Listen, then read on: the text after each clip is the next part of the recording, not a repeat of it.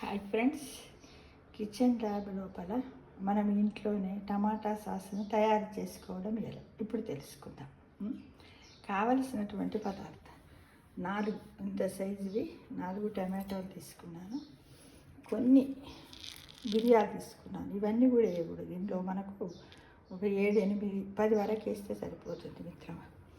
తర్వాత ఇది పసుపు, ఇది సాల్ట్, ఇది నెయ్యి ఎందుకంటే 1 టీ స్పూను వేయాలి.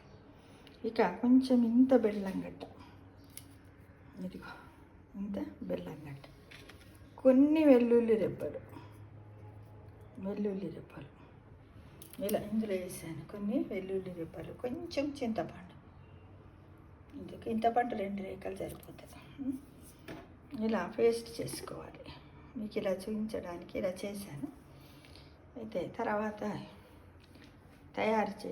కావాల్సినటువంటి పదార్థాల గురించి తెలుసుకున్నాం. అయితే తయారు చేసే విధానం శుభ్రంగా మనం ఏం చేయాలి, మొట్టమొదట టమాటాలను శుభ్రంగా కడిగి ఆ తర్వాత ముక్కలుగా కోసుకొని మిక్సీ జార్లో ఈ విధంగా వేయాలి.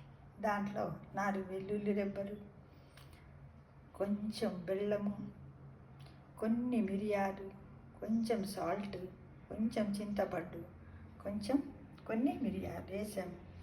ఆ తర్వాత దీన్ని గ్రైండ్ చేసుకోవాలి, ఇలా రుబ్బుకోవాలి మిత్రమా.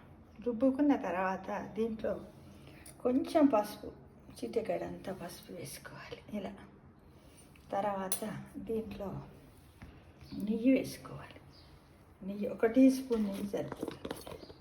టీ స్పూన్ ఎక్కువ కూడా అవసరం లేదు, టీ స్పూన్ నెయ్యి సరిపోతుంది. మీరు ఈ విధంగా కొంచెం నెయ్యి వేయండి, ఎందుకంటే ఇది ఉడికేటప్పుడు కొంచెం అడుగంటకుండా ఉండదు. అందుకైతే మనం దీన్ని పెట్టడం కూడా ఏంటంటే మనము మీడియం ఫ్లేమ్లోనే పెట్టాలి. అది కొంచెం ఉడికినప్పుడు మళ్ళీ మనం ఏం చేయాలి, దాన్ని మళ్ళా లో ఫ్లేమ్లో పెట్టాలి, సిమ్లో పెట్టాలి.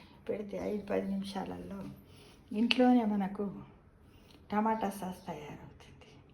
చాలామంది మనం ఏం చేస్తున్నాం ఈ రోజులలో, బయట ఉన్నటువంటి టమాటా సాస్ను కొనుక్కుంటున్నాం. దాంట్లో వాళ్ళు ఏం చేస్తున్నారు, అన్ని రకాలైన నిల్వ ఉండడానికి కొన్ని రకరకాలైనటువంటి రసాయన పదార్థాలు వాడుతున్నారు. దానివల్ల ఏమవుతుంది, మన హెల్త్కి ప్రాబ్లం అవుతుంది. కాబట్టి మనం ఎప్పుడైనా సీజన్లో ఈ విధంగా చేసుకున్నట్టయితే మనం ఫ్రిడ్జ్లో పెట్టుకుంటే సంవత్సరం వరకు కూడా వస్తుంది. ఎందుకంటే కావలసినంత ఉప్పు వేస్తున్నాం, పసుపు వేస్తున్నాం, బెల్లం వేస్తున్నాం, చింతపండు వేస్తున్నాం. కాబట్టి ఇది ఖరాబ్ కాదు, 1 సంవత్సరం వరకు కూడా నిల్వ ఉంటుంది దొరికినప్పుడు. మళ్ళీ మనం ఎప్పుడన్నా అనుకోకుండా సడన్గా మనం ఇంట్లో చికెన్ ఫ్రై కానీ, లేకపోతే పన్నీర్ కర్రీ కానీ, ఇంకా ఏంటిది మీల్ మేకర్ కర్రీ కానీ, ఏమన్నా మసాలా కర్రీ చేయాలన్నప్పుడు 1-2 టీ స్పూన్ల వరకు దీన్ని జత చేస్తే టేస్టీగా ఉంటుంది. అయితే ఇప్పుడు మనం ఏం చేద్దామంటే స్టవ్ని వెలిగిద్దాం. స్టవ్ని వెలిగించాలి. వెలిగించి ఇప్పుడు మనము దీన్ని స్టవ్ వెలిగించి మీడియం ఫ్లేమ్లోనే పెట్టుకోవాలి.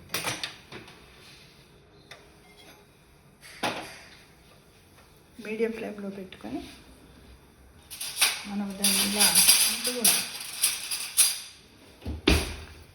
ఈ విధంగా చూడండి. ఇప్పుడు మనం ఏం చేసాం, స్టవ్ వెలిగించాం, మీడియం ఫ్లేమ్లో పెట్టుకున్నాం. ఇలా ఉడుకుతుంది. ఇలా 5-10 నిమిషాల తర్వాత దీన్ని నేను ఏంటంటే మిక్సీ తర్వాత కొంత తయారు చేసి పెట్టినటువంటి మిశ్రమం ఇలా చూడండి ఎంత బాగుందో, కలర్ఫుల్గా. ఈ విధంగా ఉడికిస్తూ ఉండాలి. ఒక 10 నిమిషాల తర్వాత ఇది పైన కొంచెం వేడెక్కి ఉడుకుతున్నప్పుడు దీన్ని మళ్ళీ సిమ్లో చేసి పెట్టాలి. ఫ్రిడ్జ్లో పెట్టుకుంటే మనకు 1 ఇయర్ వరకు కూడా ఉంటుంది. కాకపోతే ఏంటంటే మనం యూజ్ చేసేటప్పుడు తడిగా ఉన్న చెంచాలు మాత్రం పెట్టకూడదు.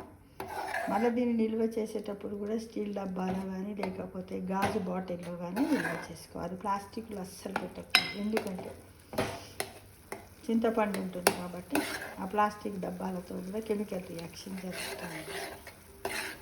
ఇలా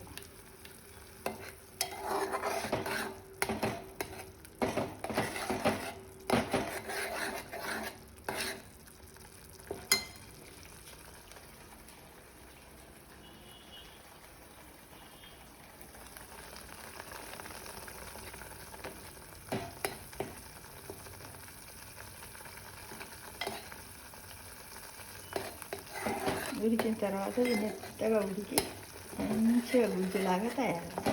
దీన్ని వెజ్లో కానీ నాన్ వెజ్లో కానీ ఎప్పుడైనా మనం ఇడ్లీ తినేటప్పుడు కూడా దీంట్లో తాలింపు పెట్టుకుంటే కూడా మామూలుగా కూడా మనకు సాస్ ఉంటుంది కదా, అలా కూడా మనం తినడానికి టేస్టీగా ఉంటుంది. దీంట్లోనే టమాటా సాస్ చేసుకోవచ్చు. ఎందుకంటే టమాటాలు చౌకగా ఉన్నప్పుడు మనం తెచ్చుకొని శ్రమ అనకుండా ఇంట్లోనే న్యాచురల్గా టమాటా సాస్ చేసుకుంటే బాగుంది. ఇక్కడ తప్పకుండా అందరూ ప్రయత్నించండి, చేసి టేస్ట్ ఎలా ఉందో చూసి చెప్పండి. ఓకేనా ఫ్రెండ్స్? ఇప్పుడు ఏం తయారు చేసుకున్నాం? మనం అందరం ఇంట్లోనే టమాటా సాస్ని తయారు చేసుకుంటాం.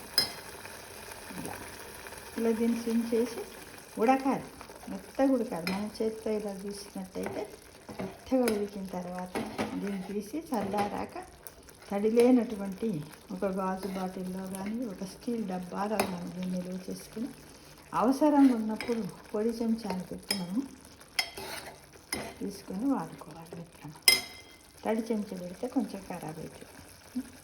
ఓకేనా ఫ్రెండ్స్? అంతా ట్రై చేస్తారు కదా? ఓకే,